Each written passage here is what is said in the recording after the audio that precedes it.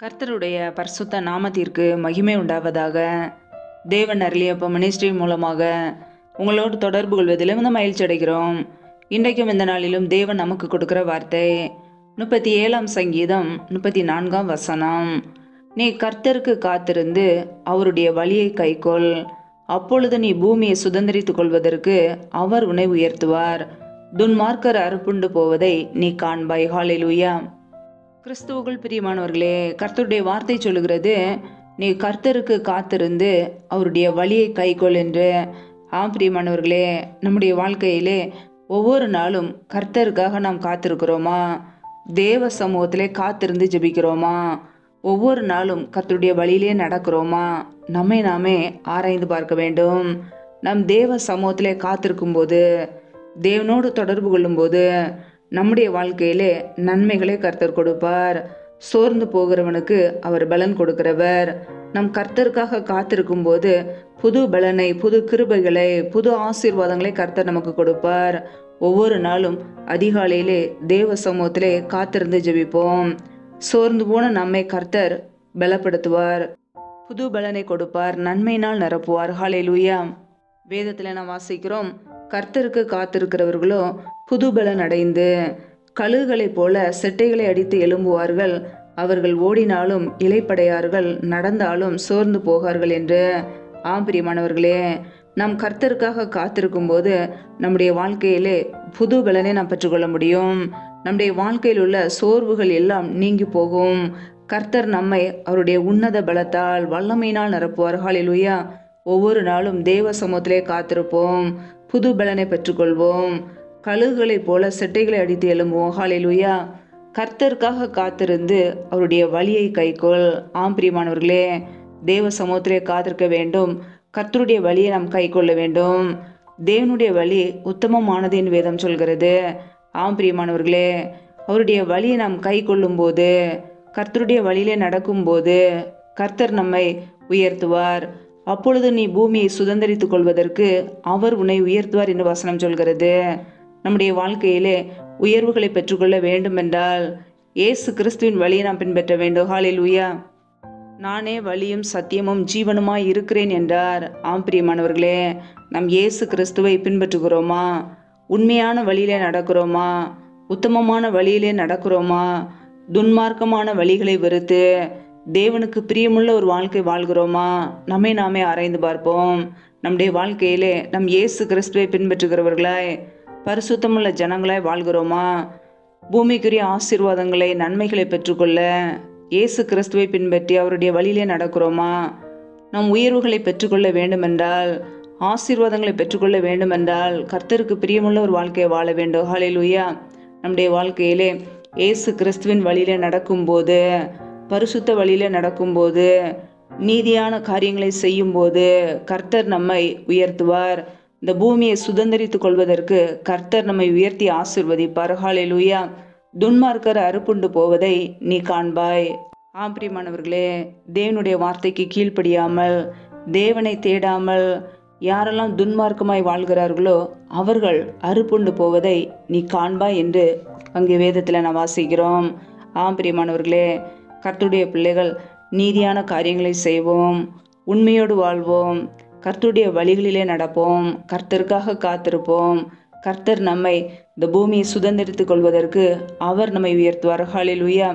ஒவ்வொரு நாளும் இயேசு கிறிஸ்துவை பின்பற்றுவோம், அவருடைய பரிசுத்த வழியிலே நடப்போம், நீதியான காரியங்களை செய்வோம்.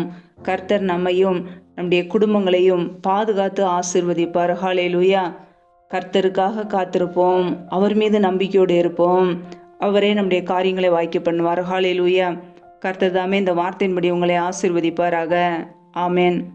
நம்மை நாமே அவருடைய சமூகத்திலே தாழ்த்தி அர்ப்பணித்து ஜெபிப்போம். ஜெபம். எங்களை அதிகமாய் நேசிக்கிற எங்கள் அன்பின் பரலோக பிதாவே, மெய் துதிக்கிறோம், ஸ்தோத்திரிக்கிறோம் அப்பா.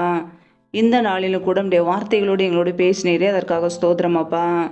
ஒவ்வொரு நாளும் கண்ணின்மணி போல எங்களை பாதுகாத்து ஜீவனோடு வைத்திருக்கிறீரே, அதற்காக நன்றி அப்பா. நல்லவரே மெய் துதிக்கிறோம், வல்லவரே மெய் துதிக்கிறோம், பரிசுத்தமுள்ளவரே மெய் துதிக்கிறோம். நேற்றும் என்றும் என்றும் மாறாத எங்கள் அன்பு நேசரே மெய் துதிக்கிறோம். எங்களுக்காக ஜீவனையை கொடுத்தவரே மெய் துதிக்கிறோம். ஜீவாதிபதி ஆனவரே மெய் துதிக்கிறோம் அப்பா. இந்த இரவு நேரத்துக்காக ஸ்தோத்திரம். இந்த நாள் முழுவதும் எங்களை பாதுகாத்தீரே நன்றி அப்பா. எங்களுடைய தேவைகளை சந்தித்தீரே நன்றி. உண்ணவும் உடுக்கவும் தங்குவதற்கு இடமும் கொடுத்தீரே, அதற்காக நன்றி அப்பா. இணைந்திருக்கிற ஒவ்வொரு குடும்பங்களையும் உடைய கரங்களிலே அர்ப்பணிக்கிறோம். என் தேவன் தாமே ஒவ்வொரு குடும்பங்களையும் ஆசீர்வதிப்பீராக, பாதுகாத்து கொள்வீராக. பிள்ளைகள் செய்கின்ற வேலைகளை, தொழில்களை, வியாபாரங்களை ஆசீர்வதிங்கப்பா. கையின் பிரயாசங்களை பெருக பண்ணுங்க. கையின் பிரயாசங்கள் தேவையில்ல செலவுக்கோ, வீண் செலவுக்கோ, மருத்துவ செலவுக்கோ, வடின்னு சொல்லி போகாதபடிக்கு என் தேவன் கையின் பிரயாசங்களை வருதிக்க பண்ணுங்க. நம்முடைய கரங்களிலே அர்ப்பணிக்கிறோம். எந்தெந்த குடும்பங்களிலெல்லாம் வேலைக்காக ஜெபிக்கிறார்களோ, பிள்ளைகள் படிப்புக்கேற்ற நல்ல வேலைகளை ஏற்படுத்தி கொடுங்கப்பா. வேலை காரியங்கள் உள்ள தடைகளை நீக்கி ஆசீர்வதிங்கப்பா. உடைய வல்லமையினால் நிரப்புவீராக. ரீபா கபரா ஷகரக துரி கரதரபலா ரபா கபரா சந்த ரதனா கதரபா ரேபே கேலே தினமரா சந்தரோ ரீபா கபா ராதரபா ஹதரபா ரேபே கே தினமா கரபா. ஒவ்வொரு குடும்பங்களையும் உடைய கரங்களிலே அர்ப்பணிக்கிறோம். பிள்ளைகள் வாழ்க்கையில் உள்ள எல்லா தடைகளையும் நீக்கி ஆசீர்வதிங்கப்பா. எந்தெந்த குடும்பங்களிலெல்லாம் திருமணமாகி நீண்ட நாட்களாக குழந்தை இல்லாமல் குழந்தைக்காக காத்திருக்கிறார்களோ, என் தேவன் அந்த குடும்பங்களை ஆசீர்வதிங்க. பிள்ளைகள் கர்த்தரால் ஒரு சுதந்திரம், கற்பத்தின்கனி அவரால் கிடைக்கும் பலன் என்று வேதத்திலே நாங்கள் வாசிக்கிறோம். என் தேவன் ஆசீர்வதிங்க. அன்னாளுடைய ஜெபத்தை கேட்டு ஆசீர்வதித்தது போல பிள்ளைகளையும் ஆசீர்வதிங்க. உடைய நன்மையினால் நிரப்புவீராக. எந்தெந்த குடும்பங்களிலெல்லாம் திக்கற்றவர்களாய் தனிமையோடு வாழ்கிறார்களோ, கணவரால் கைவிடப்பட்ட ஒரு நிலைமையிலே யாருமே இல்லாமல் கஷ்டப்படுகிறார்களோ, என் தேவன் அவர்களுக்கு உதவி செய்யுங்கப்பா. திக்கற்ற பிள்ளைகளுக்கு நீரே சகாயர். நீர் மாத்திரமே உதவி செய்ய முடியும். பொருளாதார தேவைகளை சந்திங்கப்பா, பண தேவைகளை சந்திங்கப்பா. சூழ்நிலைகளை எல்லாம் சாதமாய் மாற்றி விடுங்க. பிள்ளைகள் என்னென்ன காரியங்களுக்காக, தேவைகளுக்காக எதிர்பார்த்து காத்து கொண்டு இருக்கிறார்களோ, எல்லாவற்றிலும் ஒரு நன்மையை, ஆசீர்வாதத்தை கட்டளையிடுவீராக. கர்த்தருக்கு பயப்படுகிற பெரியோரையும் சிறியோரையும் ஆசீர்வதிப்பேன் என்ற வார்த்தையின் பிரகாரம் உமக்கு பயந்து வாழ்கிற ஒவ்வொரு குடும்பத்தையும் அளவில்லாமல் ஆசீர்வதிங்க. ஒவ்வொரு குடும்பத்திலும் அப்பத்தையும் தண்ணீரையும் ஆசீர்வதிங்கப்பா. வியாதியை உன்னிலிருந்து விலக்குவேன் என்ற வார்த்தையின் பிரகாரம் யாரெல்லாம் பலவீனத்தோடு, சோர்வோடு, வியாதியோடு கஷ்டப்படுகிறார்களோ, என் தேவன் நல்ல சுகத்தை கொடுங்க. ஆசீர்வதிங்க, பலப்படுத்துங்க. இந்த இரவு நேரத்தில் இன்பமான நித்திரையை கொடுங்கப்பா. சொப்பன தரிசனங்களோடு எங்களோடு பேசுங்க. அதிகாலையில் எழுந்து தேவ சமூகத்திலே காத்திருக்க பலன் தாங்க. ஒவ்வொரு நாளும் கர்த்தரை அறிகிற அறிவிலே வளரவும், உடைய வார்த்தைக்கு கீழ்ப்படிந்து வாழவும் எங்களை அர்ப்பணிக்கிறோம். எங்களை ஆசீர்வதிப்பீராக, பலப்படுத்துவீராக. சத்துரு கொண்டு வருகிற போராட்டங்கள், பிரச்சனைகள், தீமைகள், மரண பயங்கள், இருளின் அதிகாரங்கள், ஆபத்துகள், நாச மோசங்கள், தீமைகள் எல்லாவற்றுக்கும் விலைக்கு எங்களை பாதுகாத்து கொள்ளுங்கப்பா. உடைய இரத்த கோட்டைகளை எங்களை அர்ப்பணிக்கிறோம். உடைய கிருபைகளை அர்ப்பணிக்கிறோம். எங்களை பாதுகாத்து கொள்வீராக, ஆசீர்வதிப்பீராக. கர்த்தரின் ஆசீர்வாதமே ஐஸ்வர்யத்தை தரும் என்ற வசனத்தின்படி பிள்ளைகளை ஆசீர்வதித்து உடைய ஐஸ்வர்யத்தினால் நிரப்புவீராக. ஒவ்வொரு குடும்பங்களையும் பாதுகாத்து கொள்ளுங்க. உடைய கரங்களிலே தாழ்த்தி ஜெபிக்கிறோம். எல்லாம் துதி கனம் மகிமை எல்லாம் ஒருவருக்கே செலுத்துகிறோம்.